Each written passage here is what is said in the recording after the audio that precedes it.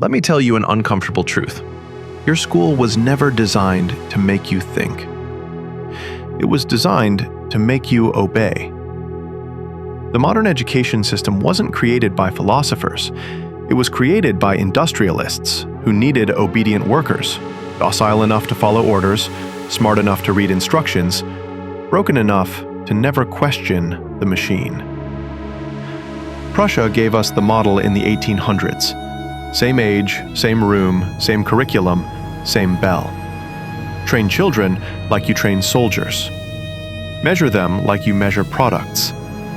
Standardize the soul. And we swallowed it whole. We called it progress. We called it equality. We built an empire of sameness and called it education. Then we added screens and thought we'd innovated. We gamified obedience and called it engagement. We replaced books with apps, teachers with algorithms, curiosity with notifications. The method changed. The disease remained. We're still training children for an assembly line. Except now the assembly line is digital, and we've made it so addictive they volunteer for their own enslavement. Somewhere along the way, we forgot to ask, what is education for? Not for in the economic sense, not for getting a job, but for as in purpose, meaning, telos. The Greeks had an answer, the Romans had an answer, medieval monks had an answer. We have metrics.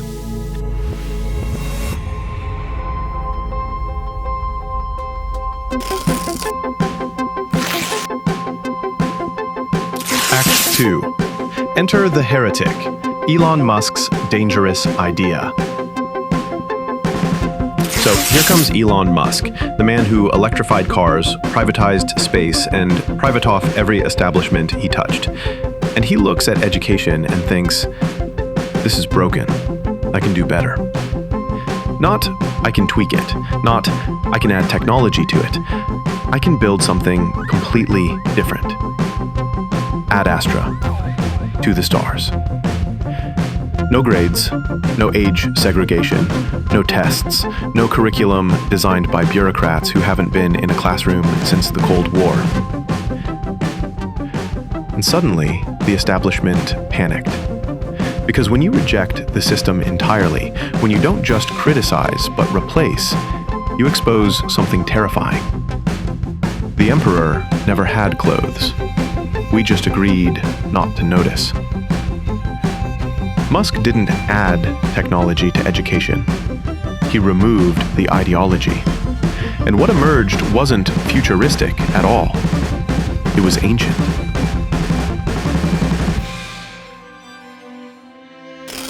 Act 3. Plato did not die. He was waiting. Here's what nobody tells you about ancient Greece. The philosophers didn't write textbooks. They didn't give lectures to passive students. They didn't measure learning outcomes. They forged souls through dialogue, challenge, and pain. Paideia, the Greek word we translate as education, meant something closer to soulcraft. You didn't learn geometry to pass a test.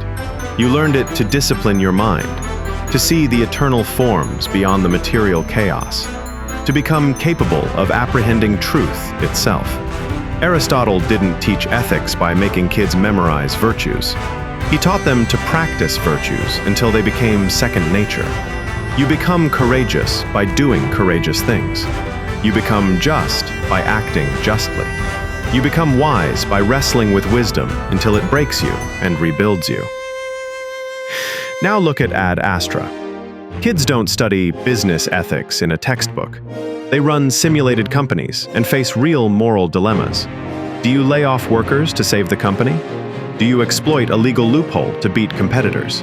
Do you sacrifice short-term profit for long-term trust? They don't memorize the answer. They live the question. That's not innovation. That's Socrates with better graphics. The method hasn't changed in 2,500 years because the truth hasn't changed.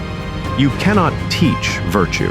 You can only cultivate it through practice, failure, and reflection. At Ad Astra, there are no trophies for participation. Failure is not sanitized. Mediocrity is not celebrated. A rocket that doesn't fly teaches you more than a trophy that you didn't earn.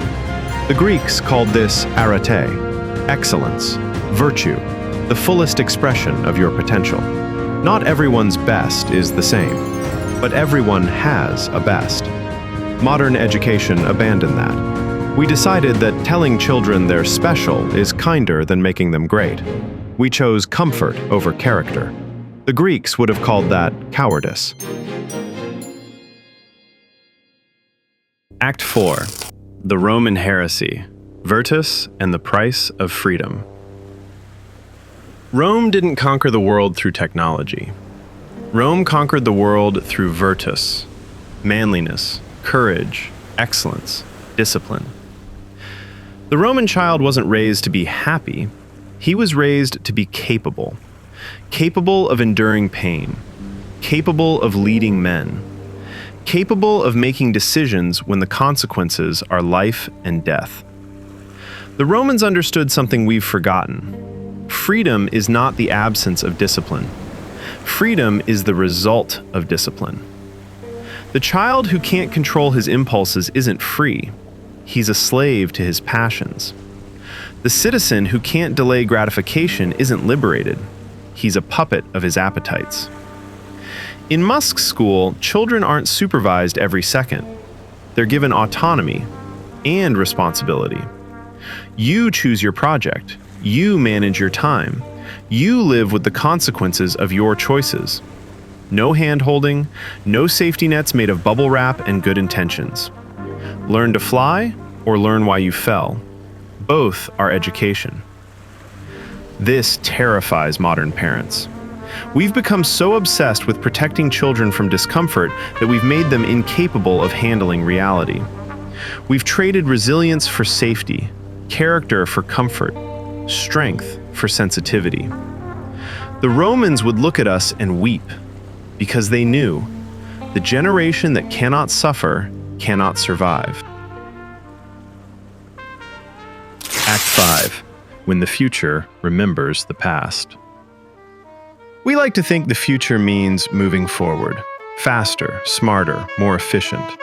But every civilization that forgot its roots eventually collapsed under the weight of its own brilliance. Maybe the real danger of modern education isn't ignorance, it's amnesia. We forgot what knowledge was for. We built machines that think, but children who don't know why they should.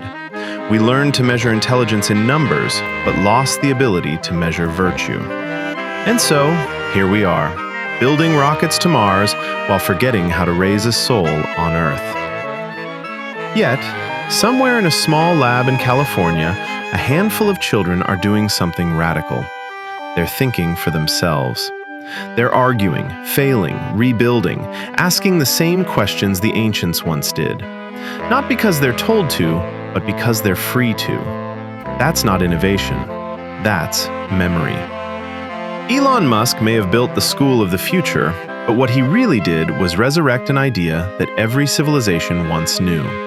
That the purpose of education isn't to prepare children for jobs, but to prepare them for life.